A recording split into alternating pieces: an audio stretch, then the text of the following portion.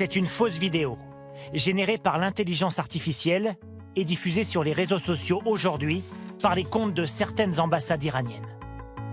On y voit Donald Trump descendant d'un avion, drapeau blanc en main, avant de s'agenouiller par dépit.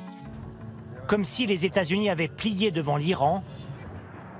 Voilà le message que veut aujourd'hui faire passer le régime et que reprennent certains habitants de Téhéran quelques heures après l'annonce du cessez-le-feu. Je pense que nous pouvons considérer tout ce qui se passe comme un succès. Après, tout va dépendre des États-Unis, qui ont régulièrement trahi leurs promesses par le passé.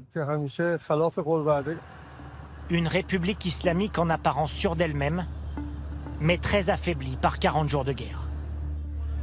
Après l'ayatollah Ali Khamenei tué le premier jour du conflit, des dizaines de dignitaires iraniens ont été éliminés par les frappes israélo-américaines. Des chefs espions, des généraux, des ministres. Des pertes qui ont fait vaciller le régime, mais qui ne l'ont visiblement pas mis à terre. Un nouveau guide suprême, dont le sort reste incertain, a été nommé. Et d'anciens caciques de la République islamique, comme le ministre des Affaires étrangères ou le président, sont toujours là.